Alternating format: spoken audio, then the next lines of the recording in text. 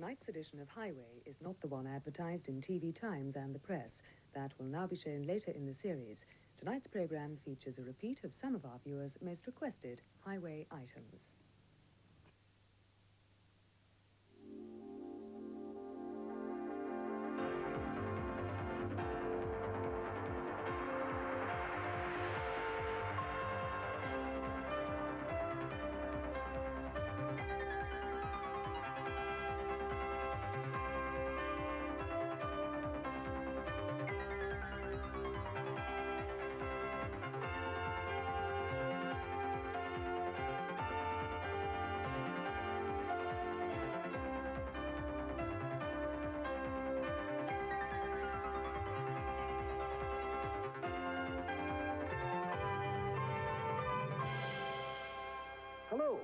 We are here in the transport section of the Industrial Museum at Bradford, and among some rare old cars and engines, favourites of mine. And that's a clue to the theme of tonight's programme, favourites, your favourites. A series of items that attracted the largest number of viewers' letters. Starting off with this one in Sherborne. I sang that beautiful old song, Trees. It's one performance I'm never going to forget. I don't think I've ever been so wet in my life. Remember? I think that I shall never see a poem lovely as a tree whose hungry mouth is pressed against the earth's sweet flowing breast, a tree that looks at dawn all day and lifts her leafy arms to pray.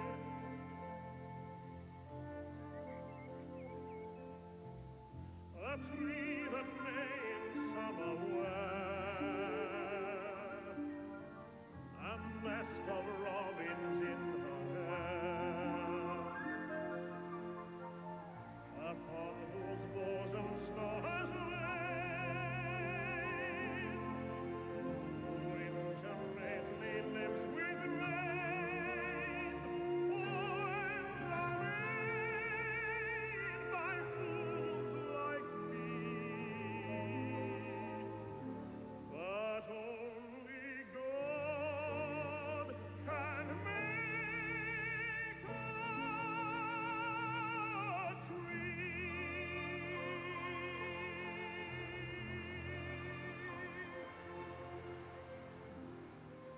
We've introduced many brave people on Highway, displaying many forms of courage. The courage to overcome a crippling disability, the courage to face impending death, and the sheer raw courage that is sometimes displayed in the face of physical danger. Here's a perfect example of that. It comes from our Normandy Remembrance Programme. And no one could be more self-effacing than Piper Bill Millin, who led his comrades across Pegasus Bridge from the Normandy beaches armed with bagpipes.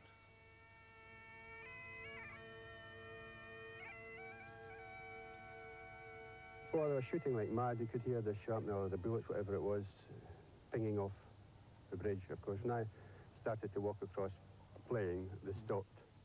And when we were along the road to the second bridge, I could see the paras, and I said, don't come across, it's under fire. But I looked round at Lovett, he said, just carry on. And when I got onto the centre of the bridge, the firing ceased. And it didn't start again until after I had reached the other side. Two things crossed my mind on the journey from the beach to Pegasus Bridge and during the actual crossing. One was to keep the bagpipes in tune, because Lovett was a piper himself, and even at the heat of battle was a bit critical at times. You know, you missed out 3 notes there, Piper, something silly like that. And the other thing was crossing the bridge, thinking of my girlfriend in England. So the bagpipes had been out of tune, and the girlfriend. Those were the two thoughts. As you crossed the bridge. Mm-hmm. And I believe you met a German after the war. Yeah. Who'd been on the bridge. Tell us about Well, that. he was telling me about it. I asked him, actually, was he on that, and he told me the whole story. And then he said, the reason we didn't shoot at you, because we just couldn't believe it, that someone could be doing that in the bridge under fire, someone with a kilt on and walking across there like some madman.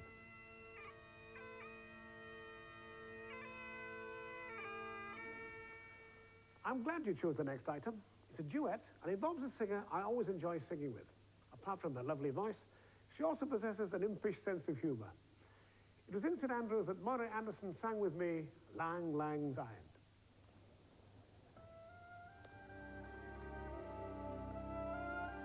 Have you enjoyed your visit to St Andrews, Harry? I certainly have. I'll tell you one thing.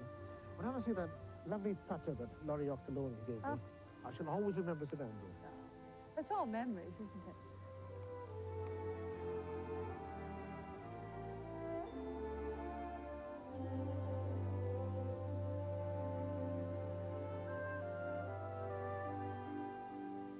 Do you mind the Lang Lang Syne when the summer days were fine?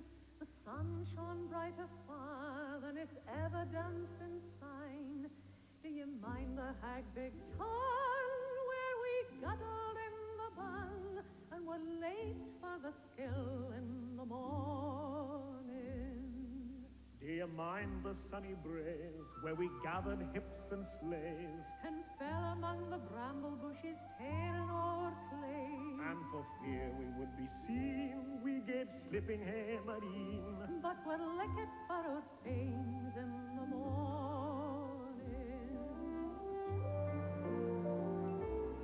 Do you mind the miller's dam when the frosty winter come? We slid across the curler's rink and made their game a sham. When they chased us through the snow, we took leg bailey in a door, but we did it all again in the morning. Life's sweet spring is past, and our autumn's come at last. Our summer's day has flown away, life's winter's coming fast. But for life will let they sleep, we will sleep without a dream, till we wake on yon bright sunny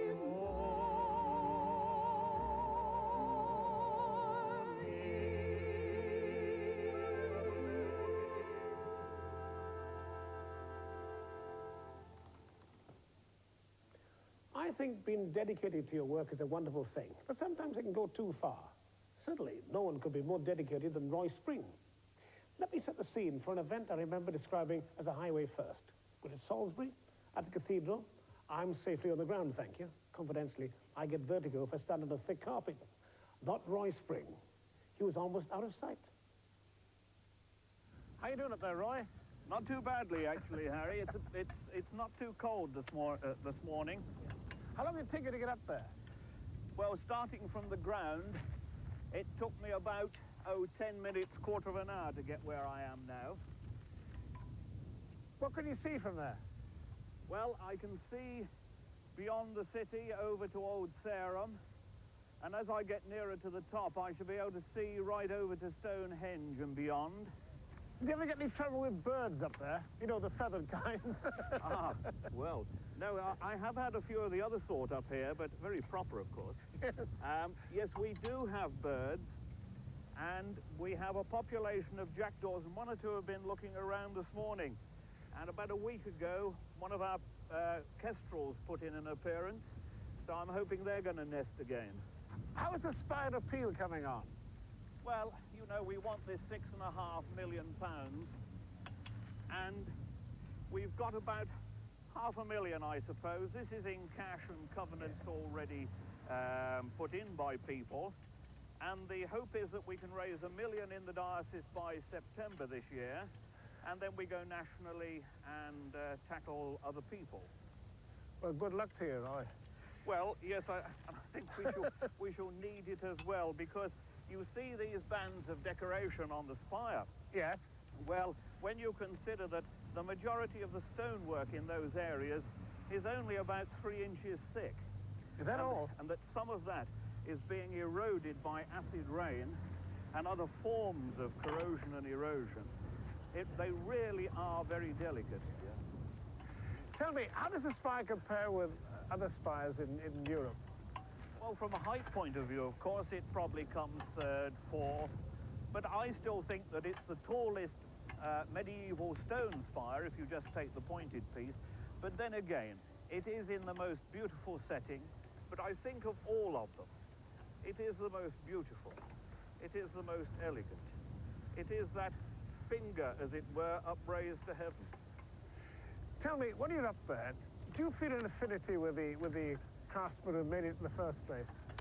Yes, I do. It's rather strange, really, because when you're standing where I am now, right on the apex of this marvellous piece of medieval stone engineering, the world falls away. I mean, from up here, you're looking down on little dolls' houses, all these cars parked, and when you're in the city, it's all busy, bustle, and yet up here, it's all peace, calm, and you can see beyond that bustle in the city.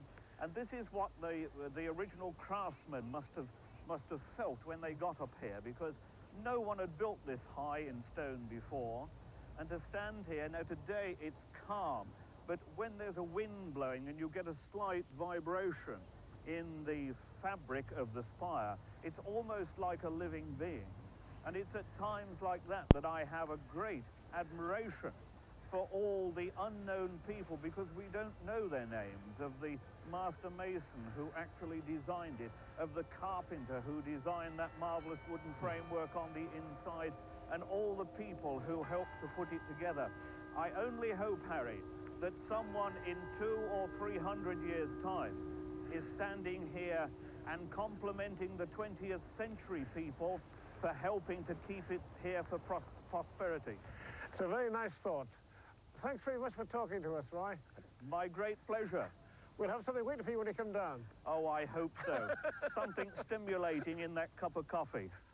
I love a singer who's gentle with a song, a singer who doesn't feel the need to over-vocalize. And in all our highway shows, no one fills the bill better than Maureen Hegarty. Judging from your letters, you felt the same way. So enjoy again from Coleraine, The Quiet Land of Erin, sung by Maureen Hegarty, accompanied by Denise Kelly on the harp. Years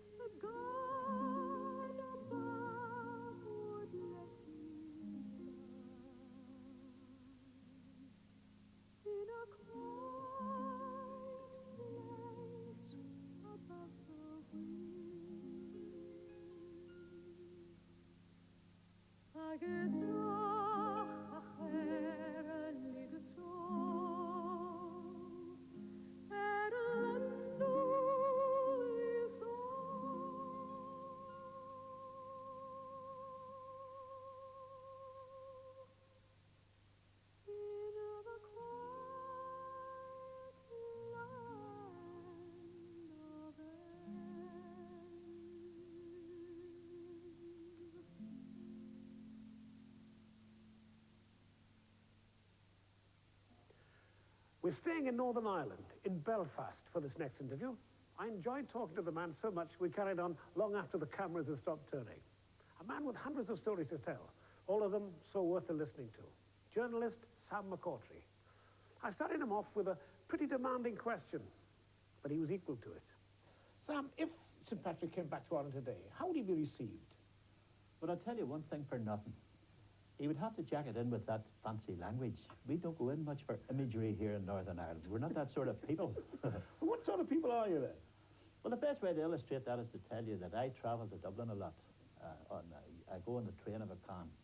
And sometimes I fall into conversation with businessmen on the train.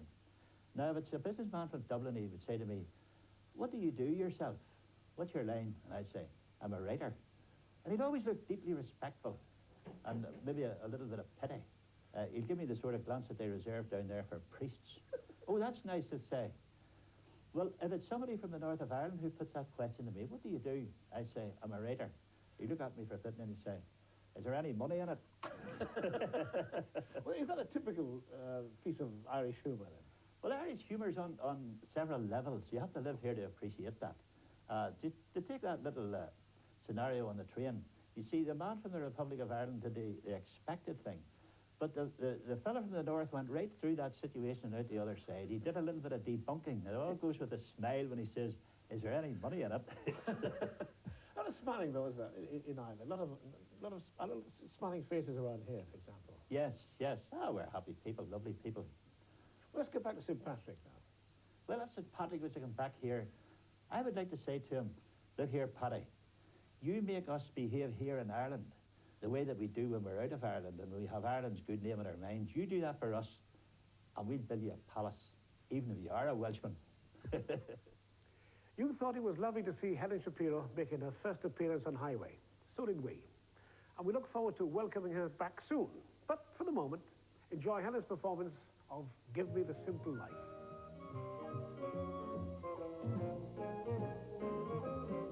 I don't believe in fretting and grieving. Why mess around with strife? I never was cut out to step and strut out. Give me the simple life. Some find it pleasant dining on pheasant. Those strings roll off my knife. Just serve me tomatoes and mashed potatoes. Give me the simple life. A cottage small is all I'm after, not one that's spacious and wide. A house that brings the joy and laughter, and the one you love inside. Some like the high road, I like the low road, free from the care and strife. It sounds corny and seedy, but yes indeed, give me the simple life.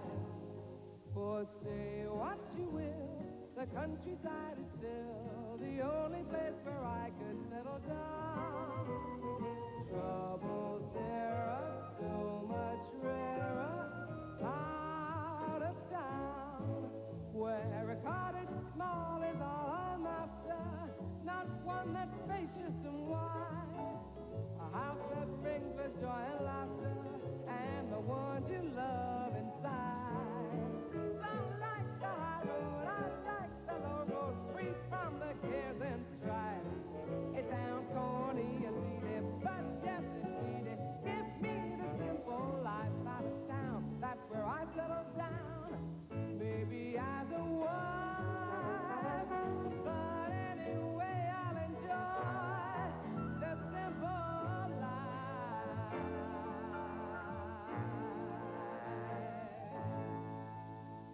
In any top 10, there always has to be a number one. The following reading not only went to the top of the Highway Hit Parade immediately, but it's remained there ever since. It brought in thousands of letters from viewers who wanted a copy of the words. And I'm not exaggerating, I do mean thousands. So many, in fact, that we reprinted the words of the TV Times. But letters are still coming in. The words by Canon Henry Scott Holland, written in 1916, managed to bring comfort to any who have suffered bereavement and courage to all others. Those words are read for us by Bernard Cribbins. Death is nothing at all. I have only slipped away into the next room. I am I, and you are you. Whatever we were to each other, that are we still. Call me by my old familiar name. Speak to me in the easy way which you always used. Put no difference into your tone. Wear no forced air of solemnity or sorrow. Laugh as we always laughed at the little jokes we enjoyed together. Play, smile, think of me, pray for me. Let my name be ever the household word that it always was. Let it be spoken without effect, without the ghost of a shadow on it. Life means all that it ever meant. It is the same as it ever was. There is absolutely unbroken continuity. What is this death but a negligible accident? Why should I be out of mind because I'm out of sight? I'm just waiting for you, for an interval, somewhere very near, just around the corner. All is well. It was a great thrill to visit Rome for Highway's Easter special, and an even bigger thrill to sing in St. Peter's Basilica with the Basilica Choir, conducted by the maestro Pablo Colino. No music could more adequately climax such a program than Bizet's Agnus Dei.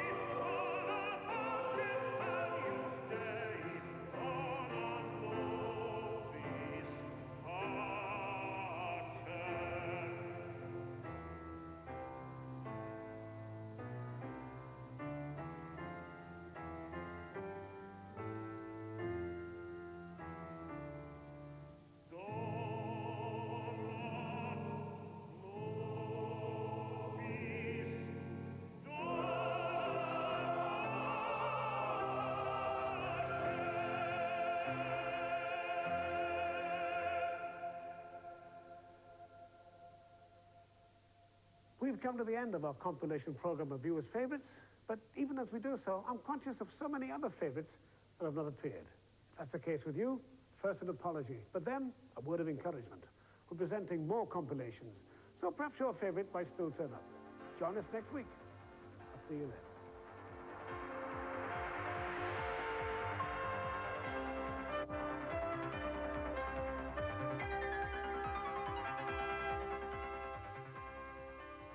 That edition of Highway was not as billed. Next week, Sir Harry Secombe and the Highway team visit Hanover.